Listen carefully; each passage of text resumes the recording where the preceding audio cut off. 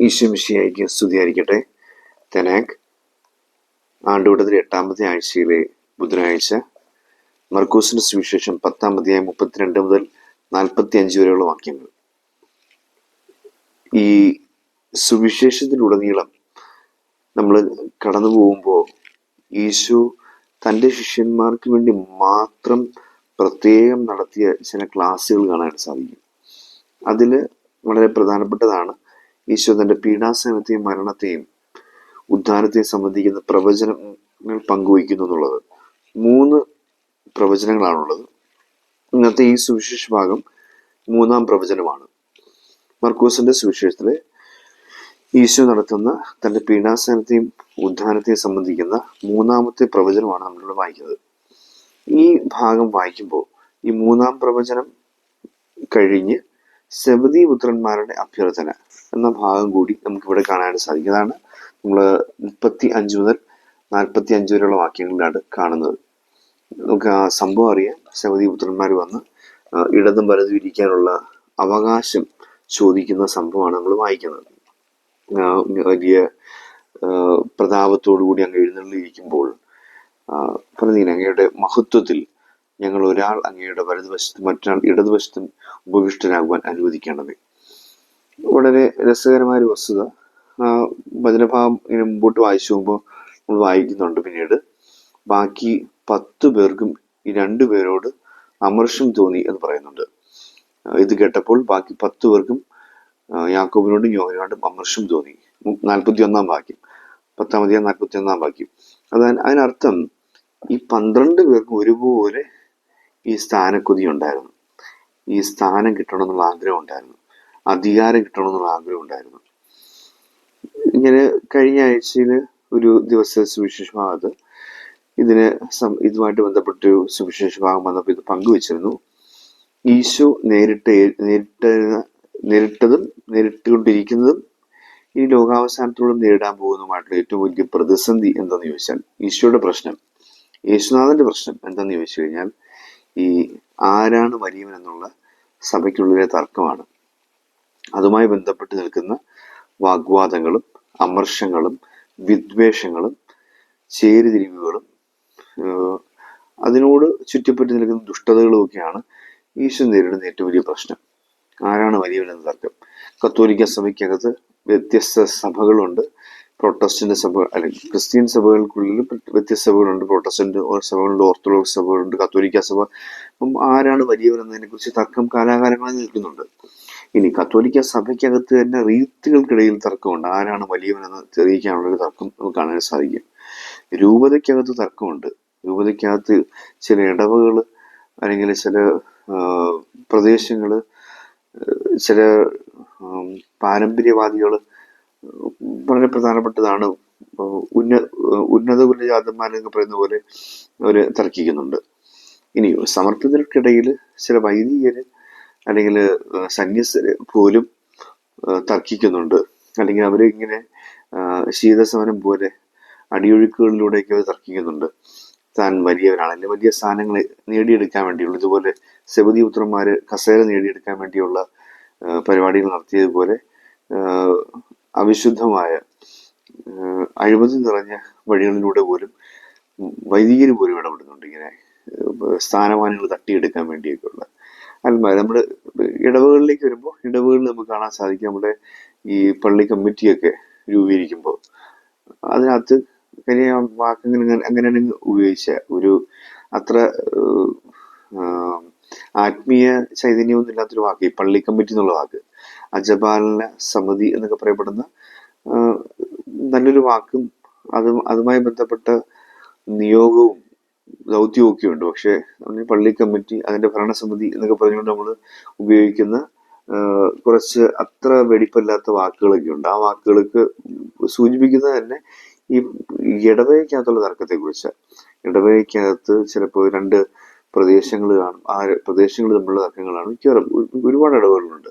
ഈ കൊല്ലം രൂപതയിലൊക്കെ ആണെങ്കിൽ ഒരുപാട് ഇടവകളിൽ ഞാൻ സേവനിച്ചിട്ടുള്ളൊരു 3-4 ഇടവകളിൽ തന്നെ ഈ ഒരു കാര്യം വളരെ വളരെ ശക്തമായ രീതിയിൽ ഉണ്ടായിരുന്നു. ഒട്ടുമിക്ക ഇടവകളിൽ ഇങ്ങനൊരു കാര്യം ഉണ്ട് താനും. ഇങ്ങനെ ആരാണ് വലിയവനെന്ന തർക്കവും സ്ഥാപിച്ചെടുക്കാനുള്ള ശ്രമങ്ങളും ഒക്കെ. ഇത് പറയാൻ കാരണം ഈ മൂന്നാമത്തെ പ്രവചനമാണ് നമ്മൾ കണ്ടത്. നമുക്ക് രണ്ട് പ്രവചനങ്ങളും കൂടി ഒന്ന് ശ്രദ്ധിക്കുകയാണെങ്കിൽ കാണാവുന്ന ഒരു കാര്യം എന്താണെന്ന് വെച്ച് കഴിഞ്ഞാൽ, ഒന്നാം പ്രവചനം നടക്കുമ്പോൾ പത്രോസാണ് പ്രശ്നം ഉണ്ടാക്കുന്നത്. ഈ പീഡാസനത്തെ കുറിച്ചൊക്കെ പറയുമ്പോൾ പത്രോസ് പറയുക, അങ്ങയ്ക്കിത് സംഭവിക്കാതിരിക്കട്ടെ, അങ്ങ് ഈ പീഡനങ്ങളിലൂടെ കടന്നു പോകാതിരിക്കട്ടെ, മരിക്കാതിരിക്കട്ടെ എന്ന് പറയുക. ഇതിന് കാരണമുണ്ട്. തൊട്ട് മുമ്പുള്ള ഭാഗങ്ങൾ വായിക്കുമ്പോഴത്തേക്ക് പത്രോസിന്റെ വിശ്വാസ പ്രഖ്യാപനമൊക്കെ കഴിഞ്ഞിട്ട് പത്രോസിനെ ഇങ്ങനെ ഈശോ ഒരു പദവിയൊക്കെ ഏൽപ്പിക്കുക. പത്രോസ് ഒരു പാറയാണ്, ഇങ്ങനെ പത്രോസിന്റെ അധികാരത്തെ കുറിച്ചൊക്കെ പറയുന്ന ഒരു ഭാഗമാണ് നമുക്ക് കാണാൻ സാധിക്കുന്നത്. സുവിശേഷങ്ങളിൽ മത്തായിയും ലൂക്കയിലൊക്കെ നമ്മൾ കാണുന്നുണ്ട്. അപ്പൊ അങ്ങനെ പത്രോസ് അധികാരമൊക്കെ കിട്ടി നിൽക്കുന്ന സമയത്താണ് ഈശോ പറയുന്നത് പീഡാസനത്തെ കുറിച്ചും. പത്രോസ് പറയാ, ഇത് നിനക്ക് സംഭവിക്കാതിരിക്കട്ടെ, ഇതൊക്കെ സംഭവിച്ചു കഴിഞ്ഞാൽ എൻ്റെ അധികാരം പോകും. അധികാരം പോകുന്നുള്ളൊരു പ്രശ്നമാണ്. സഹനം വരുമ്പോൾ അധികാരം പോകുന്നൊക്കെയുള്ളൊരു പ്രശ്നം പത്രോസ് ഫേസ് ചെയ്യുന്നുണ്ട്. ഇതാണ് നമുക്ക് കാണാൻ സാധിക്കുക. അപ്പൊ അവിടെ ഇത് വ്യക്തമാണ്. അധികാരം അല്ലെങ്കിൽ ചേരിതിരിവ് അല്ലെങ്കിൽ തനിക്ക് കിട്ടാനുള്ള നേട്ടങ്ങൾ ഇതൊന്നും നഷ്ടപ്പെടാൻ പാടില്ല. അപ്പോൾ ഒന്നാമത്തെ പീഡാസനത്തെ കുറിച്ചുള്ള പാഠം അവർക്ക് പിടികിട്ടിയില്ല എന്നാണ് നമ്മൾ ഈ സുവിശേഷഭാഗത്ത് വായിക്കുന്നത്. രണ്ടാം പ്രവചനം നടക്കുമ്പോഴത്തേക്കുള്ള സംഭവം വളരെ ഡയറക്റ്റായിട്ട് എഴുതിയിരിക്കുന്ന ഒരു കാര്യമാണ്. ഈ വചനം അവർക്ക് മനസ്സിലായില്ല എന്ന് പറയാനായിട്ട് കാരണം തൊട്ടടുത്ത ഭാഗത്ത് 33-ാം വാക്യം, 9-ാം അധ്യായം 33-ാം വാക്യത്തിൽ പറയുന്നുണ്ട്, അവർ പിന്നീട് കവർണ്ണാവിൽ അവൻ വീട്ടിലായിരിക്കുമ്പോൾ അവരോട് ചോദിച്ചു, വഴിയിൽ വെച്ച് എന്തിനെ കുറിച്ചാണ് നിങ്ങൾ തർക്കിച്ചുകൊണ്ടിരുന്നത്? ഞാൻ ക്ലാസ് എടുത്തുകൊണ്ടിരുന്നപ്പോൾ നിങ്ങൾ എന്തോ തർക്കത്തിലായിരുന്നു. എന്തിനെ കുറിച്ചാണ് തർക്കിച്ചുകൊണ്ടിരുന്നത്? അവർ നിശബ്ദരായിരുന്നേ ഉള്ളൂ, കാരണം തങ്ങളിൽ ആരാണ് വലിയവൻ എന്നതിനെ കുറിച്ചായിരുന്നു അവരുടെ തർക്കം. എന്തിനാണ് ഈശോ ഇങ്ങനെ അതിനൊക്കെ തിരുത്താനൊക്കെ ശ്രമം നടത്തുന്നു. അവർ ശിശുവിനെ എടുത്ത് അവരുടെ മധ്യത്തിൽ നിർത്തിക്കൊണ്ടും ഈ സ്വർഗരാജ്യത്തിൽ ഏറ്റവും ചെറിയവനാകാൻ ആഗ്രഹിക്കുന്നതിനാണ് സ്വർഗരാജ്യത്തിൽ ഏറ്റവും വലിയവൻ എന്നൊക്കെ പറഞ്ഞുകൊണ്ട് ചെറുതാകാനുള്ള പാഠമൊക്കെ പഠിപ്പിക്കുന്ന രണ്ടാം പ്രവചനം കഴിയുമ്പോഴാണ്. നമ്മൾ ഓർക്കണം, ഈ 3 പ്രവചനങ്ങൾ കഴിയുമ്പോഴും, ഈശോ 3 പ്രവചനങ്ങൾ നടത്തി കഴിയുമ്പോഴും ശിഷ്യന്മാർക്ക് ഇതൊന്നും പിടികിട്ടുന്നില്ല. കാരണം അവരൊരു തർക്കത്തിലാണ്, ആരാണ് വലിയവനെന്ന തർക്കം. ബലിയെക്കുറിച്ച് ഈശോ സംസാരിക്കുകയാണ്. പീഡാസഹനവും മരണവും ഉത്ഥാനവും നടക്കുന്ന ക്രിസ്തുവിന്റെ തിരുബലിയെക്കുറിച്ച് സംസാരിക്കുമ്പോൾ ശിഷ്യന്മാർക്കത് ഒരു കാലത്തും പിടികിട്ടിയിട്ടില്ല എന്നുള്ളതാണ് യാഥാർത്ഥ്യം. ഒന്നാം പ്രവചനം കഴിഞ്ഞപ്പോഴും പിടികിട്ടിയില്ല, രണ്ടാം പ്രവചനം, മൂന്നാം പ്രവചനം ഒക്കെ കഴിയുമ്പോഴും പിടികിട്ടുന്നില്ല. കാരണം അവർക്ക് തർക്കം ആണ് പ്രധാനം. ആരാണ് വലിയവൻ എന്നുള്ള തർക്കം. ഈ തർക്കത്തിൽ ഏർപ്പെടുന്ന അല്ലെങ്കിൽ ആ തർക്കവുമായി ബന്ധപ്പെട്ട് നിൽക്കുന്ന ചിന്തകളിലായിരിക്കുന്നതുകൊണ്ട് 3 പ്രവചനങ്ങളിലും ഈശോ പഠിപ്പിച്ച കാര്യങ്ങളൊന്നും അവർക്ക് പിടികിട്ടിയില്ല എന്നുള്ളത് സുവിശേഷത്തിൽ നമുക്ക് വരികൾക്കിടയിലൂടെയും ഒളിഞ്ഞും തെളിഞ്ഞുമൊക്കെ വായിച്ചെടുക്കാവുന്ന ഒരു വസ്തുതയാണ്. ഇത് ഇന്ന് സംഭവിച്ചുകൊണ്ടിരിക്കുക. വലിയ ആഘോഷപൂർവമായ ബലിയൊക്കെ അർപ്പിക്കപ്പെടുന്നുണ്ട്. വലിയ തിരുനാൾ ബലികളുണ്ട്. മെത്രാൻ വന്ന് ചൊല്ലുന്ന വലിയ ബലികളുമാരോടൊപ്പം ഒരുപാട് അച്ഛന്മാരിൽ നിന്ന് ബലി അർപ്പിക്കുന്നുണ്ട്. വലിയ തിരുനാളുകൾ, തീർത്ഥാടന കേന്ദ്രങ്ങൾ നടക്കുന്നുണ്ട്. ഒരു കാര്യവുമില്ല. കാരണം ഇതുമായി ബന്ധപ്പെട്ട് ഈ പ്രധാനപ്പെട്ട രസകര വസ്തുത, ഈ പൈസയൊക്കെ ഒരുപാട് വന്നു കയറുന്ന തീർത്ഥാടന കേന്ദ്രങ്ങളിലൊക്കെയാണ് പൈസ കൂടുതലുണ്ട്, അധികാരത്തിന്റെ പദവികൾ കൂടുതലുണ്ടെന്നൊക്കെയുള്ളതിന്റെ പേരിൽ തർക്കങ്ങൾ കൂടുന്നത്. ചെറിയ ഇടവുകളിൽ ചെറുതായ തർക്കങ്ങൾ, അല്ലെങ്കിൽ വലിയ ഇടവുകളിൽ വലിയ തർക്കങ്ങൾ നമുക്ക് കാണാൻ സാധിക്കുക. പൈസയുമായിട്ടൊക്കെ ബന്ധപ്പെട്ട്, അല്ലെങ്കിൽ പണവുമായിട്ട് ബന്ധപ്പെട്ട്, പദവിയുമായിട്ട് ബന്ധപ്പെട്ട്, ആഘോഷങ്ങളുമായിട്ട് ബന്ധപ്പെട്ടൊക്കെയാണ് ഈ തർക്കങ്ങൾ ഉണ്ടാകുന്നത്. ഇത്തരത്തിലുള്ള തർക്കങ്ങൾ നടന്നുകൊണ്ടിരിക്കുന്ന സ്ഥലങ്ങളിലൊക്കെ ആഘോഷപരമായ രീതിയിൽ തിരുനാളുകളും തിരുബലികളും ഒക്കെ നടക്കുന്നുണ്ട്. പക്ഷെ എനിക്കൊന്നും അതിനൊന്നും അർത്ഥമില്ലെന്ന് പറയാൻ കാരണം ഇതിനകത്തൂടെയുള്ള കൃപകളെ കുറിച്ചൊന്നും ആരും ചിന്തിക്കുന്നില്ല. ഇതിനകത്തൂടെ കർത്താവ് എന്താണ് നമ്മളിനോട് സമൂഹം സംസാരിക്കുന്നതിനെ കുറിച്ച് ആരും ചിന്തിക്കുന്നില്ല. നമ്മളിതൊക്കെ റിച്വലിസ്റ്റിക്കായി മാറിക്കൊണ്ടിരിക്കുക. കത്തോലിക്ക തിരുസഭ റിച്വലിസ്റ്റിക്കായി മാറിക്കൊണ്ടിരിക്കുക. ആചാരങ്ങളിൽ കുഴിയും കിടക്കുക. വലിയ ആചാരങ്ങളിലെ വലിയ നീണ്ട പ്രസംഗങ്ങളും ഒക്കെ നമുക്ക് എളുപ്പമാണ്. വലിയ പ്രസംഗങ്ങളൊക്കെ പറഞ്ഞ് ഫലിപ്പിക്കാനും ഉപദേശിക്കാനും ഒക്കെ എളുപ്പമാണ്. പക്ഷെ ഇതൊന്നും പ്രസംഗിക്കുന്ന ആളുകളുടെയോ അല്ലെങ്കിൽ ഇതുമായി ബന്ധപ്പെട്ട് നിൽക്കുന്നവരുടെയോ വൈദികരുടെയോ മെത്രാന്മാരുടെയോ അല്ലെങ്കിൽ സമർപ്പിതരുടെയോ ഒക്കെ ജീവിതത്തിൽ പോലും കാണാൻ സാധിക്കുന്നില്ല എന്നുള്ളതാണ് യാഥാർത്ഥ്യം. അവര് നിർദ്ദേശിക്കുന്ന അല്ലെങ്കിൽ അവര് നേതൃത്വം വഹിക്കുന്ന ചേരികളും ചേരിതിരിവുകളും ചേരിത്തർക്കങ്ങളും പരസ്പര സ്പർദ്ധയും വിദ്വേഷവും വൈരാഗ്യത്തോടു കൂടിയുള്ള ഇടപെടലുകളും തർക്കങ്ങളും ഒക്കെ നിലനിൽക്കുന്ന മിക്ക രൂപതകളും മിക്ക ഇടവകളും നമുക്ക് കത്തോലിക്ക സഭയ്ക്കകത്ത് മിക്ക രാജ്യങ്ങളിലും ഒക്കെ കാണാനായിട്ട് സാധിക്കും.